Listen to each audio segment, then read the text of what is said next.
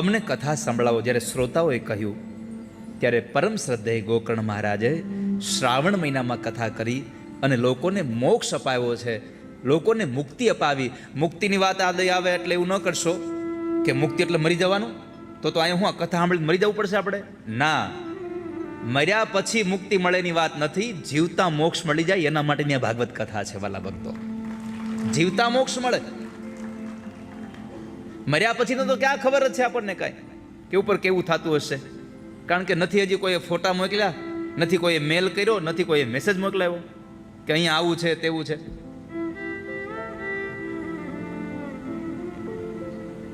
તો શ્રાવણ માસમાં મેં કહ્યું એમ જેમ જેમ ભગવાનના જે દિવસો આવતા હોય, રામનવમી હોય તો રામ માટે આપણને અપાર પ્રેમ જાગી જાય, જન્માષ્ટમી હોય તો કૃષ્ણ માટે અપાર પ્રેમ જાગી જાય, નવરાત્રિ હોય તો મા માટે અપાર પ્રેમ જાગી જાય.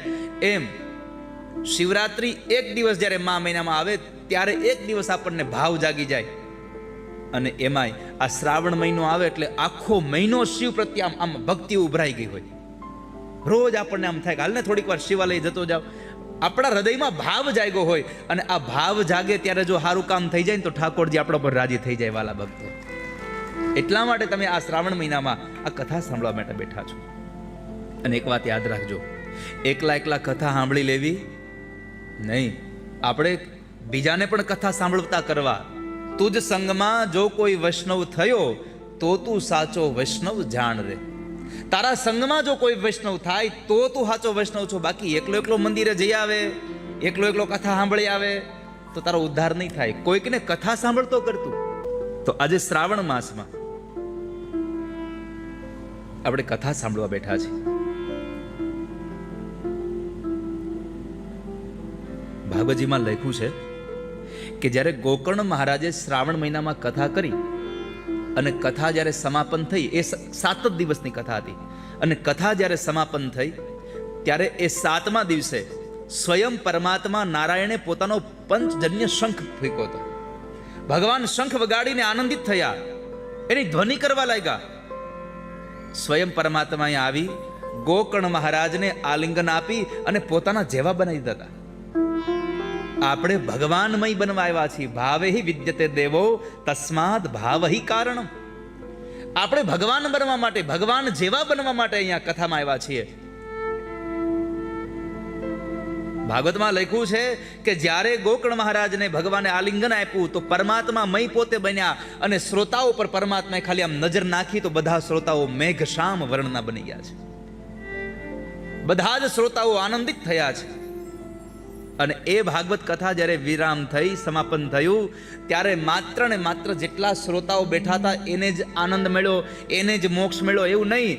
ભાગવતમાં લખ્યું છે ઈ ગામના જેટલા કૂતરા હતા, જેટલા ચાંડાલ સુધીના જેટલા જીવ હતા, એ બધા જ જીવોને પરમાત્માએ વિમાનમાં બેસાડીને ભગવાન ગોલાક ધામ ભેગા કર્યા છે. પરમાત્માએ પોતાના ધામ સુધી પહોંચાડ્યા છે જેણે કથા સાંભળી છે.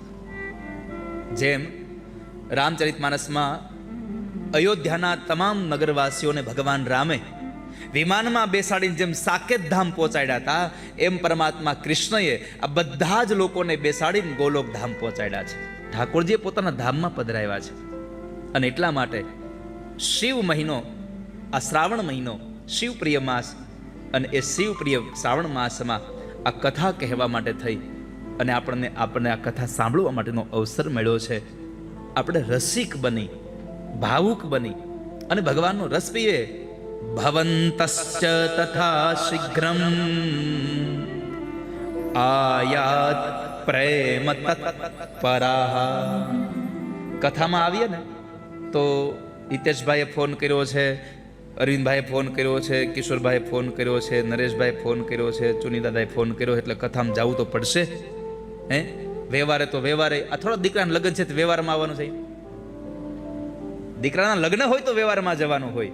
આ તો પ્રભુની કથા છે, ઠાકોરજીની કથા છે. આ કથામાં વ્યવહાર માટે નહીં. અને કદાચ તમે અહીંયા આવો છો તો તમે વ્યવહાર કઈ તમને જેણે આમંત્રણ આપ્યું છે એની હારે નથી બંધાણો. આ વ્યવહાર સ્વયં ઠાકોરજી સાથે બંધાણો છે. તમે એની ઘરે આવ્યા છો, તમે એના દરબારમાં બેઠા છો. અત્યારે દરબાર કોનો છે? આ જુઓ, આ સભા કોની છે? કૃષ્ણની છે. આપણી ક્યાં સભા છે? તમારી સભા હોત તો તમે અહીંયા બેઠા હોત. આ તો કૃષ્ણની કથા છે અને આગળ ઈ જ છે ને, અમે તો પાછળ છીએ ને, અને ઈ આગળ હાલે એમ જ મજા છે. જો એનાથી આગળ હાલવાનું તમે ચાલુ કર્યું એટલે સમજો ગયા. ઘણા લોકો પૂછતા હોય કથા શું કામ સાંભળવી જોઈએ, આ કથાનો ફાયદો શું? કિમ ફલમ કિમ વિધાનમ ચ કૃતમ કૈનૈવત વ્રતમ. સ્કંદ પુરાણ એમ કહે છે કે આ કથા સાંભળવાથી ફળ શું મળે. નારદે પ્રશ્ન કર્યો હતો કે કથા સાંભળીએ પણ અમને પ્રાપ્તિ શેની થાય? તો ભાગવતના 6 સ્કંદમાં એમ લખ્યું, ગરીબ હોય દરિદ્ર હોય તો ધનવાન બને છે આ કથા સાંભળવાથી. દરિદ્ર હોય તો ધનવાન બને છે, રોગી હોય તો નિરોગી બને છે. અને આ કથા જ મોટા મોટી ઔષધિ છે. ઘણા લોકો કહેતા કથા સાંભળવાથી સારું થઈ જાય. હા, થઈ જાય, પણ તમને ભાવ જોઈએ, શ્રદ્ધા જોઈએ, વિશ્વાસ જોઈએ.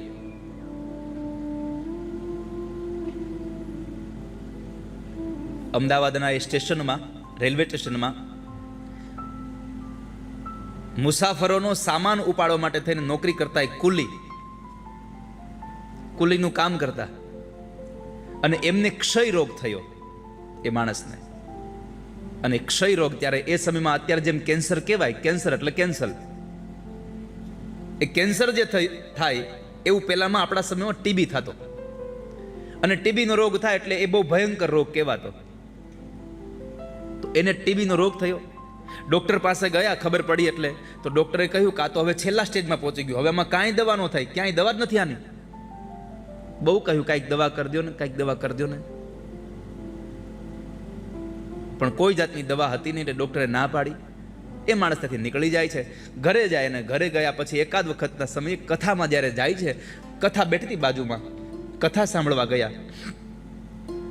કથા સાંભળતા સાંભળતા મહારાજ એટલું કહ્યું કથાના વક્તાએ કે આ સંસારમાં ભગવાનના નામની ઔષધિ કરાય. રામ રસાયન તુમારે પાસા, સદા રહો રઘુપતિ કે દાસા. રામ રસાયણ, જો રામના નામનું રસાયણ કરીને કોઈ માણસ પીવે, રામ નામ કી ઔષધિ ખરી રીત સે જો ખાય, અંગ પીડા ઉપજે નહીં, ભવ રોગ મિટ જાય. રામના નામની ઔષધિ કરે અને પ્રેમથી જો કોઈ માણસ એનો અંગીકાર કરે, એને સ્વીકારે, તો એને અંગમાં પીડા ન થાય અને ભવ રોગ મટી જાય. આ શબ્દ સાંભળ્યા અને માણસે રામ રામ રામ રામ નામનો શબ્દ લીધો. સમય પછી સમય વ્યતીત થયો, પણ એક જ નામ રામ રામ રામ રામ કરતા ગયા અને અંતે પોતાનું શરીર સારું થયું. ડોક્ટરને બતાવવા ગયા, સાહેબ જરાક જોઈ દો ને, મને આની દવા મળશે કાંઈ, મને આ રોગ થયો છે. ડોક્ટરે તપાસ કરીને કીધું તમને આ રોગ થયો જ નથી, તમને આ રોગ જ નથી થયો. તો કહે છે પેલાના સમય તમારી પાસે આવ્યો ત્યારે તમે તો કીધું કે મને ટીબી થયો, ક્ષય થયો, નાની દવા જ નથી. ત્યારે ડોક્ટરે આશ્ચર્ય સાથે પૂછ્યું તમે બતાવો તો ખરા, દવા હું લીધી? અને ત્યારે એ માણસ એમ કીધું કે મેં રામ નામની ઔષધિ લઈ અને મારા મોઢામાં મૂકી. આ સંસારમાં ભગવાનના નામની ઔષધિ શું ન કરાવી શકે તમને? અને આ જે કુલીનું કામ કરતા બીજું કોઈ નહીં, એ સ્વયં પુનિત મહારાજ પોતે હતા. જેની આરતી તમે ગાઓ છો ને, જય કાના કાળા, એ આરતીના રચયિતા સ્વયં પુનિત મહારાજ પોતે, ને એમને કુલીનું કામ કરતા ને એમને ક્ષય રોગ થયો હતો અને ભગવાનના નામ થકી એનો રોગ નાબૂદ થયો. આ સંસારમાં પરમાત્માનું નામનો એટલો મહિમા છે કે વાલા ભક્તો, આ સંસારમાં આપણને ઠાકોરજીના નામથી બધા જ રોગ મટી જાય છે. આપણી ઈચ્છાઓ પ્રમાણે આપણને પ્રાપ્ત થાય. એટલે શું મળે આ કથા સાંભળવાથી? તો લખ્યું, અપુષ્પાકાકવંધ્યા ચ વંધ્યાયા ચ મૃતાર્ભકા, શ્રવદ ગર્ભાચયા નારી, તયા શ્રાપ્યા પ્રયત્નતઃ. અપુષ્પા કાકવંધ્યા ચ વંધ્યાયા ચ મૃતાર્ભકા. કહ્યું છે કે જે સ્ત્રીઓને રજો દર્શન બંધ થઈ ગયું હોય, એક સંતાનના જન્મ પછી બીજું સંતાન ન થતું હોય, જે વંધ્યા હોય, જેને સંતાન જ ન થતું હોય, જેને સંતાન થઈને પણ સંતાન મૃત જન્મ લેતું હોય, ગર્ભ પડી જતો હોય, અને એવી સ્ત્રી જો શ્રદ્ધાપૂર્વક ભાવપૂર્વક 7 દિવસની ભગવાનની કથા ભાવથી સાંભળે તો ઠાકોરજી બધા જ મનોરથ એના સંપન્ન કરનારા થાય છે. ભાગવતના શ્લોકમાં લખ્યું પદ્મ પુરાણમાં, સ્રવદ ગર્ભા ચયા નારી તયા શ્રાવ્ય પ્રયત્નતઃ. જે માણસ પ્રયત્ન સાથે, ભાવ સાથે, પ્રેમ સાથે ભગવાનની કથા સાંભળે તો એ માણસને બધા જ મનોરથ ભગવાન ઠાકોરજી સંપન્ન કરે છે. અને એ સંપન્ન કરનારી કથા આપણે શ્રવણ કરવા જઈ રહ્યા છે. આપણે ભાગવતના મહાત્મ્યમાં પ્રવેશ કરવા જઈ રહ્યા છે. આપણે બધા આનંદ અને ઉલ્લાસ સાથે ઠાકોરજીની કથામાં પ્રવેશ કરવા જઈ રહ્યા. અને આનંદ ને ઉલ્લાસ કેટલો હતો! અંધારામાં નાચતા હતા. અને એક કામ નહોતું, અંધારામાં નાચતા હતા ને એમાં એ હતું, જેને નહોતું આવડતું એની કોઈને ખબર નહોતી પડતી કોણ નથી આવડતું. અંધારામાં કોઈને ખબર નહોતી કોને નથી આવડતું નાચતા, પણ નાચતા હતા સૌ લોકો ભગવાન ભાગવત. કેટલો આનંદ કર્યો તમે બધાએ. હે, આ ગ્રંથને માથા ઉપર રાખી અહીંયા લઈ આવ્યા. રોજ મારે પોથી ખોલવાની હોય, આજે પોથી ખોલવા જેવું હતું જ નહીં, કઈ ખુલીને જ આવી અહીંયા.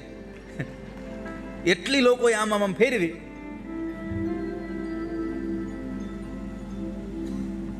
કે મારે ખોલવી ન પડે, અહીં ખુલી જતી પોથી. હાવ આ ગ્રંથને તમે માથા ઉપર લેવા માટે એટલા માટે તમે તત્પર હતા. એનું એક જ કારણ હતું, સ્વકીયમ યદ ભવેત તેજસ તચ્ચ ભાગવતે દધા. સ્વકીયમ યદ ભવેત. સ્વયં પરમાત્મા કૃષ્ણ જ્યારે સ્વધામગમન થયા ને, આ ગ્રંથને માથા ઉપર લઈને આવ્યા એનું મૂળ કારણ છે કે જ્યારે ભગવાન કૃષ્ણ સ્વધામગમન થતા હતા અને ત્યારે ઉદ્ધવે કહ્યું, પ્રભુ તમે જતા રહેશો તો સતયુગ ત્રેતાને દ્વાપરમાં તમે હતા તો ધર્મ તમારા શરણે આવ્યો, આ જીવ તમારા શરણે આવ્યો, પણ કળયુગમાં તમે નહીં હોવ તો ક્યાં જશે આ જીવ, શું કરશે? અને ત્યારે પરમાત્માએ કહ્યું કે હું જાઉં છું તો માત્ર પંચ મહાભૂતના શરીરથી જાઉં છું. મારું તેજ જે છે એ તેજ હું વેદવ્યાસ રચિત 12 સ્કંદ 335 અધ્યાય 18,000 શ્લોક અને 1,500 લક્ષ અક્ષરવાળા ભાગવતની અંદર મારું તેજ પધરાવતો જાઉં છું. અને કળયુગમાં ભાગવત એ જ મારું વાંગમય સ્વરૂપ કહેવાશે. અને ભાગવતના શરણે આવીને કોઈ જીવ પોતાના મનોરથ નક્કી કરશે, એના સઘળા મનોરથ સંપન્ન કરવાની જવાબદારી મારી છે. ભાગવત એ સ્વયં પરમાત્માનું સ્વરૂપ છે. સ્વકીયમ યદ ભવે તેજસ તચ્ચ ભાગવતે દધાત. પોતાનું તેજ ભગવાન આમાં પધરાવીને ગયા છે. એટલે તો તમે જુઓ, આપણે સરસ્વતીના ઉપાસકો છીએ, લાઇબ્રેરીમાં કેટલા પુસ્તકો હોય, આપણે કોઈ દી અગરબત્તી કરી, પણ આ ભાગવતની પૂજા કરીએ છીએ આપણે. કેમ? આ સ્વયં ભગવાન છે, સ્વયં પરમાત્મા હરિ છે પોતે. અને આ ગ્રંથ શ્રીમદ ભાગવત સાત્વત સંહિતા છે. આને ભગવાન વ્યાસે 2 નામ આપ્યા, એક સંહિતા અને એક ભાગવત. સંહિતા નામ એટલા માટે કે જેમાં બધાનું કલ્યાણ કરવાની ભાવના હોય એવો ગ્રંથ એટલે સંહિતા છે. સમેશામ હિતમ યસ્યામ સહિતા. જે બધાનું હિત કરે એ સંહિતા છે. રામચરિત માનસ પણ બધાનું કલ્યાણ કરનારી છે. કીર્તિ ભનિતિ ભૂતિ ભલી સોઈ સુરસરી સમ સબ કહિત હોય. બધાનું કલ્યાણ કરનારી આ ગાથા એટલે શ્રીમદ ભાગવત. અને એ સંહિતાના આપણે આજે શ્રાવક બની શ્રવણ કરવા માટે બેઠા છીએ. ભગવાનની પોથી લઈને આવ્યા, વાજતે ગાજતે નાચતા કૂદતા, આગળ આગળ ડીજે વગડે, પાછળ પાછળ ઢોલ ઢબુકે, અને એને લોકો આનંદ સાથે નાચતા ગાતા લઈને ભગવાનને આપણે અહીંયા લઈને આવ્યા. પરમાત્માના સામૈયા કર્યા, ભગવાનના સામૈયાઓ કરીને આપણે ઠાકોરજીને લઈને આવ્યા.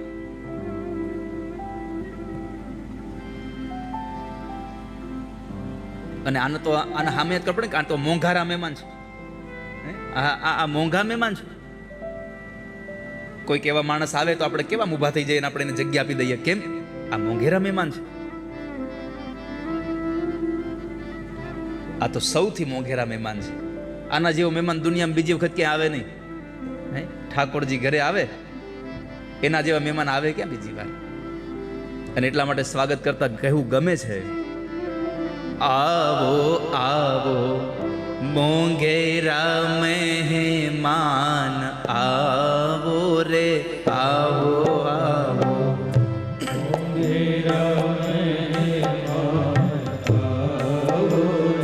આવો આવો મોંઘેરા મહેમાન આવો રે.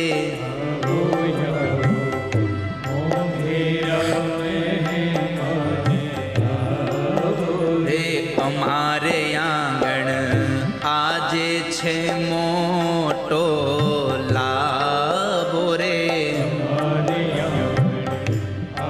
બધા ગાજો, આ મારી ઘર નથી, તમારી ઘરે કથા છે. અમારે આંગણ આજે છે મોટો લાભો રે.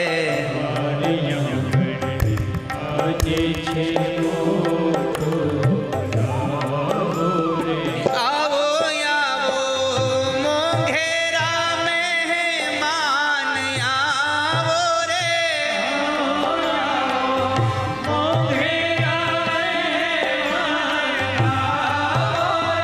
અમારે આંગણ આજે છે મોટો લાવો રે.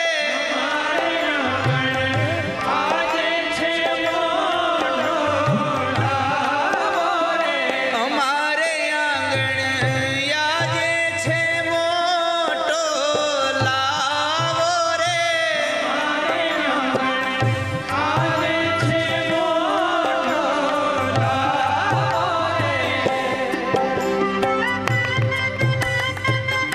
જો જ્યારે પણ ધૂન કીર્તન થાય ને ત્યારે તાળીઓ પાડીને ગાવાનું.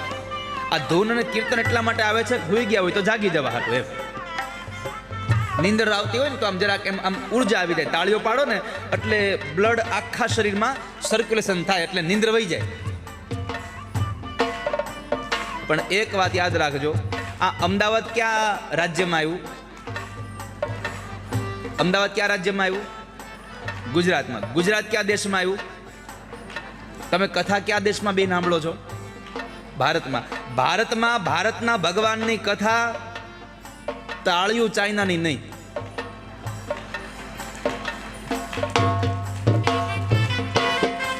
જાગો ગ્રાહક